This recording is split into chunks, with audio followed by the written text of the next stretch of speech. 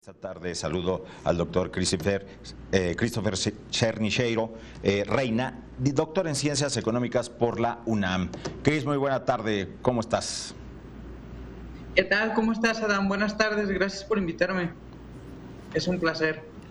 Al contrario, gracias por platicar con nosotros en esta tarde de un tema que pega directo en el bolsillo de los mexicanos y pega en muchas cosas. Es la inflación y es el costo de la vida y el valor del dinero, que cuando el dinero pierde su valor, Cris, ¿qué es lo que estamos viviendo en este momento? Claro que sí, Adán, lo que tocas es un excelente punto. Como bien dices, pues afecta directamente la capacidad de las personas para satisfacer sus necesidades, ¿no? Porque, pues en este caso, si los precios están subiendo, todo se está haciendo más caro, pues tengo menos capacidad para comprar bienes y servicios, que se puede escuchar como algo trivial, pero pues son satisfactores de necesidades, ¿no? Necesidades de educación, necesidades de salud, y cualquier otra cosa de la vida cotidiana. Como muy bien comentas, pues ahorita se está viendo un incremento de los precios. Aquí el Banco de México nos menciona que pues se encuentra como varias causas, ¿no? De por qué están subiendo los precios. Menciona que Ujú. algunas de ellas es como este efecto extendido de la pandemia. Por una parte, si pensamos por el lado de las empresas, de lo que están viviendo, pues nos platican que ellas están teniendo problemas con el precio de los insumos, con la distribución de esos mismos insumos que necesitan para producir comida, qué sé yo, jamón, queso, leche, medicinas, lo que sea, que están viviendo problemas con el encarecimiento Ujú. de esos insumos y con el encarecimiento de la distribución. Y eso provoca que ellas también puedan ofrecer menos de esos bienes y servicios de los que podrían poner en estantes en una situación normal. Aunado a eso, el Banco de México también nos menciona cómo están cambiando los patrones de consumo de las personas. En la medida que van avanzando las campañas de vacunación y que digamos de alguna forma, por decirlo coloquialmente, que nos estamos acostumbrando a la pandemia, pues también estamos readaptando nuestros patrones de consumo, ¿no? Por ejemplo, cuando recién surgía la pandemia, hubo una fluctuación del gasto de los hogares hacia los servicios más que a las mercancías. El Banco de México, en su informe más reciente de economías regionales, menciona que este patrón de consumo está cambiando y está volviendo al que era antes. Es decir, los hogares están tendiendo a comprar más mercancías que servicios. Entonces, aquí pues también vemos una fluctuación en la demanda, ¿no? Y si a eso le sumamos lo que platicábamos de la disrupción en las cadenas de suministros, pues todo eso está afectando a, a que veamos una inflación de manera sostenida, e incluso también Banco de México pues menciona la importancia de la demanda del sector externo por bienes que se producen en México, lo cual también tendría pues una presión sobre los precios y, como platicábamos al inicio, ¿no? También está deteriorando el poder adquisitivo de las personas y su capacidad pues para comprar todos estos bienes que utilizamos todos los días. Y Cris, ahora, el costo de las deudas que tengan las personas también aumenta y puede generarles problemas en el consumo. Es un excelente punto el que mencionas. Mira, en este Ujú. sentido, quizá te voy a contestar como por un ladito, más que hablar del costo de la deuda, si retomamos esto que platicábamos Ajá. de cómo se encarecen las cosas que yo tengo que comprar, a lo mejor lo que yo compraba con 100 pesos al día, pues ahora lo tengo que comprar con 120, y pues repercute también en que yo ya no puedo pagar el precio de la deuda. Ahora, otra cosa en la que creo que sí puedo responderte directamente es que algo que vivimos al inicio de la pandemia fue que empezó a bajar la tasa de interés me voy a referir a ella como de política monetaria, la cual nosotros la podríamos ver de forma cercana, la podríamos ver con la tasa de rendimiento de los CETES.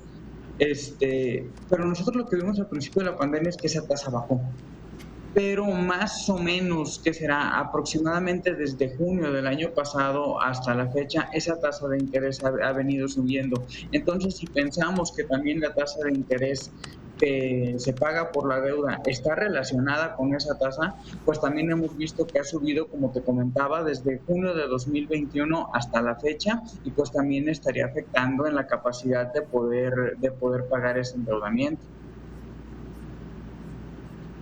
Ahora, estas dos situaciones, estos dos factores, pandemia, que pues vamos todavía viviendo, creo, los últimos golpes fuertes de esta pandemia, y guerra en Ucrania, Europa del Este, ¿tienen algo que ver con esta situación?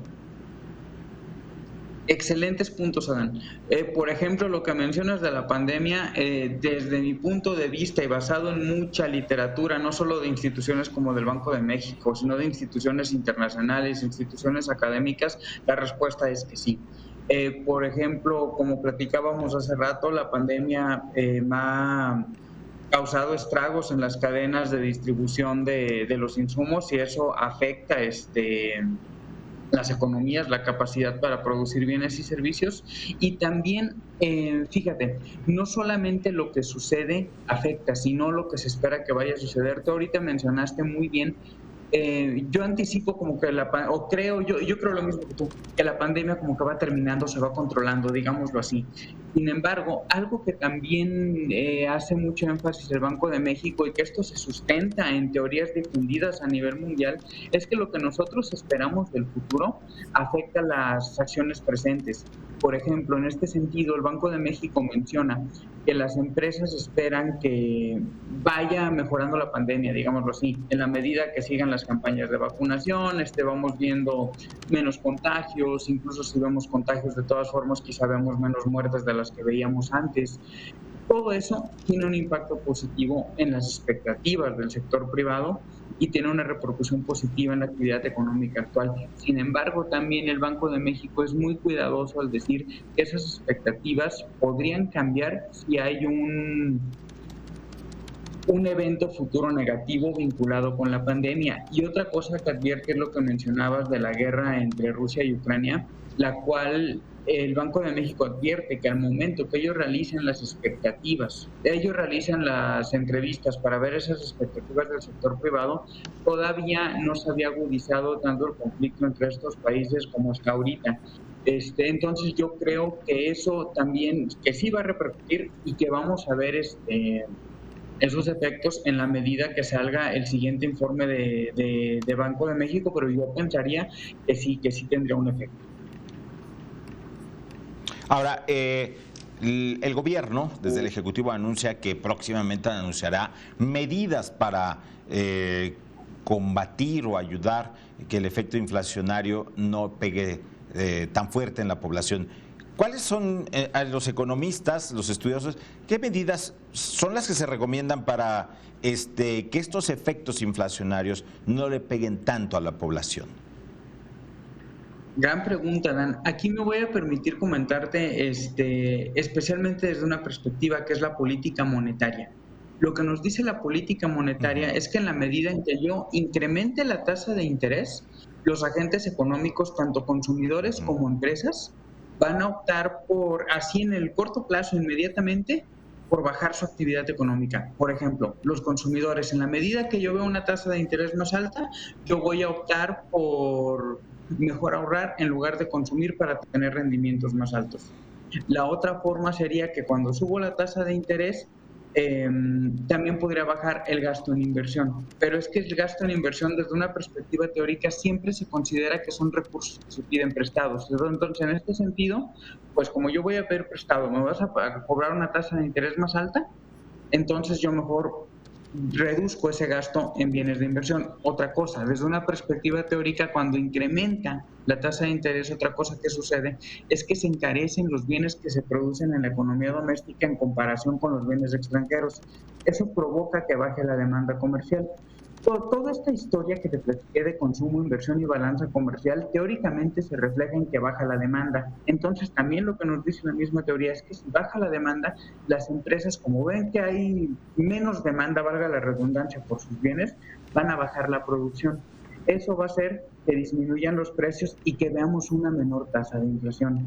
Entonces, esa sería una estrategia que podría utilizar el gobierno para tratar de controlar los precios, la cual sería, en pocas palabras, elevar la tasa de interés de política monetaria. Esa sería una medida. Y por otra parte, otra que yo he visto, pero te soy sincero, no soy experto en ella, tiene que ver con esta cosa de controlar los precios.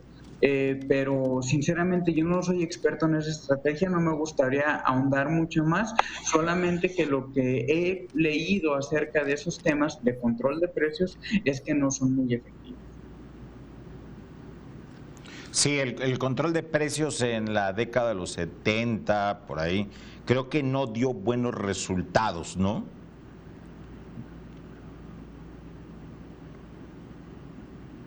Gran punto, Adán. Sí, como muy bien Pues, mencionabas, sí. perdón. No, no, adelante, adelante, adelante. Por favor, Cris. Muchas gracias, Dan. Solamente complementar tu gran comentario, que como muy bien mencionabas, pues sí, ha sido una estrategia que no ha sido exitosa en la historia y pues por eso Sí. quizá también se pueda anticipar de que no lo sería ahora. Pues, doctor Christopher Cernichero, doctor en Ciencias Económicas por la UAM, te agradecemos mucho estos minutos con Mega Noticias MX en esta tarde. Un placer, Adán, éxito.